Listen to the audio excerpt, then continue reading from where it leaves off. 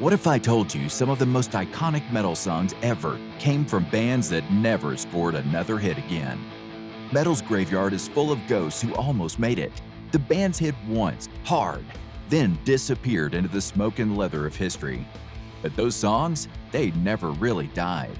So crank it up. We're dragging these forgotten anthems back from the static. These are the bands that burn bright, fast, and unforgettable. The one-hit wonders of metal. Let's hit play. Number 1. Quiet Riot.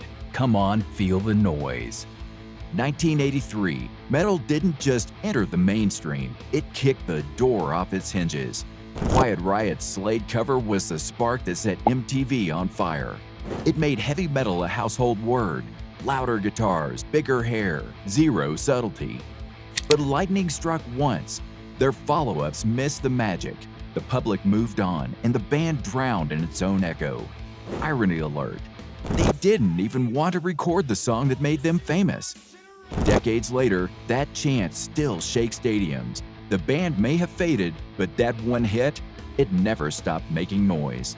But once the noise faded, someone else turned the dial even louder. Number 2. Autograph. Turn up the radio. If the 80s had a national anthem, this was it. Pure chrome and ego, the sound of Friday night.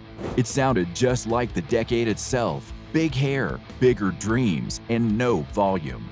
Turn Up the Radio wasn't just played, it was lived.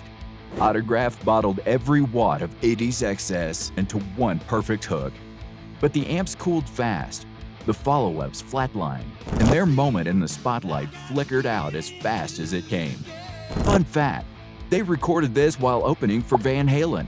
No pressure at all.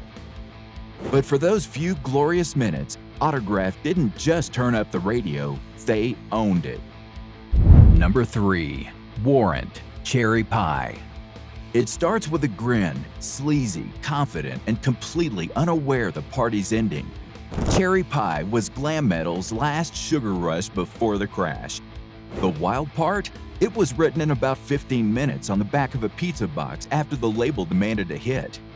Jani Lane tossed it off like a joke, never realizing it had haunted him forever. Even the solo came from outside the band. Poison's 𝐃𝐨𝐧'𝐭 DeVille jumped in for that flash of pyrotechnic glory, blasting in Billboard's top 10 and cementing Warrant's name in MTV history. But the celebration was short-lived. Within a year, grunge would wipe the eyeliner off the charts, and Lane would later call Cherry Pie both his biggest blessing and his worst mistake. Still, that riff and wink were pure 80s perfection. The last bite before the feast ended.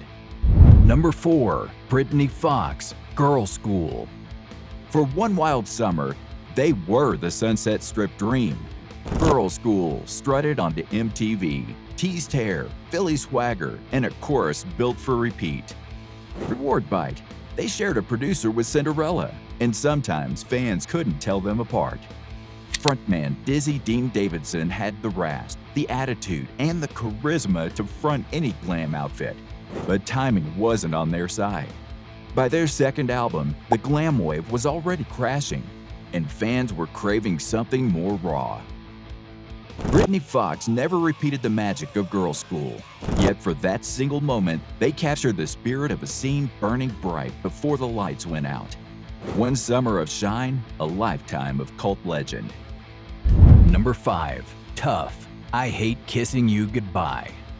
This year, glam died, and Tuff brought the roses to the funeral.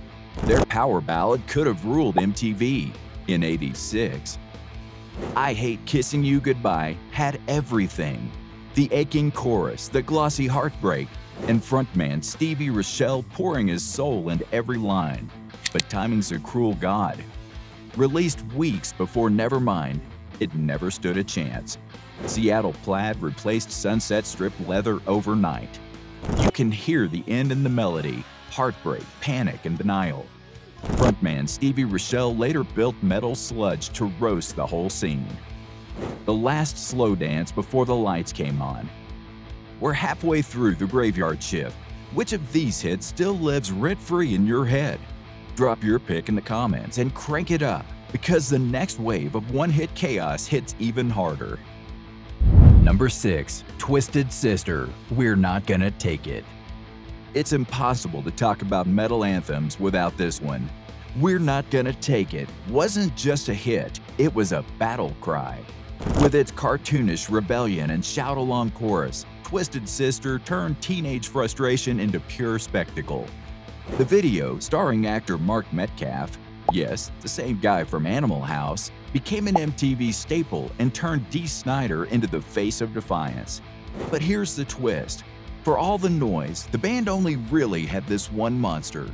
I Wanna Rock came close, but nothing else matched the nuclear blast of We're Not Gonna Take It.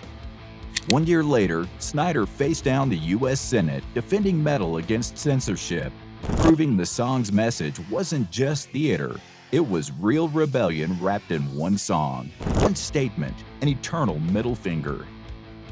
Number 7. Powerman 5000, When Worlds Collide. Metal meets sci-fi and chaos is born. This song felt like a meteor, industrial, heavy, and unapologetically weird. Frontman Spider-1, yes, Rob Zombie's brother, fused drop-tuned riffs with comic book mayhem. It was everywhere.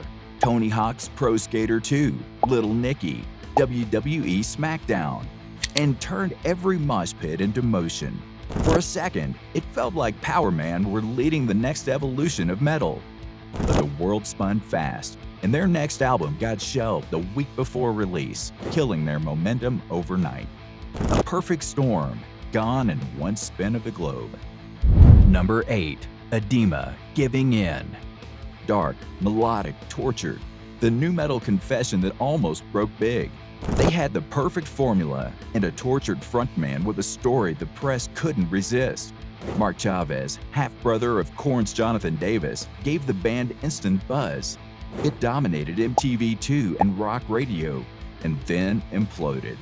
Tension, burnout, and nu metal's crash buried them fast. Still, for one track, Adema gave angst its most cinematic scream. Number 9. Dope, You Spin Me Round Like a Record. Dope's cover of Dead or Alive, You Spin Me Round hit like a Molotov cocktail of nostalgia and fury when it dropped. It was familiar enough to catch your ear, but mean enough to make you flinch. A pop classic refitted with industrial guitars, snarling vocals, and a sneer that screamed MTV2 at midnight. Edsel Dope's attitude sold it, but the irony? Their biggest hit wasn't even theirs. Their original material never found the same traction, and the cover's success became a shadow they couldn't outgrow. It became the perfect snapshot of MTV2 at midnight. Rebellion gift-wrapped in nostalgia.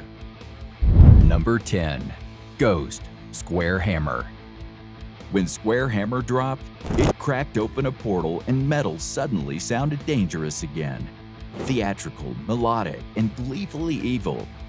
Ghost had been building underground momentum for years, but Square Hammer was the moment the mask truly fit. Tobias Forge fused Merciful Fate darkness with ABBA pop precision, and somehow it worked. While Ghost has released more since, this track remains the gateway. For casual listeners, it's the song that made metal mysterious again. Proof that even in a post-genre world, evil can still get a hit single. Metal's history is stacked with giants, but for every legend carved in stone, a few got lost in the static. These one-hit wonders didn't build empires, they lit bonfires, short, bright, unforgettable. So which one of these flashes of fame still deserves the horns? Drop your pick in the comments and tell us which forgotten anthem still rips through your speakers. If you live for the deep cuts, the misfits, and the maybes that shaped metal's wild ride, hit subscribe. We're just getting started digging up the ghosts of greatness.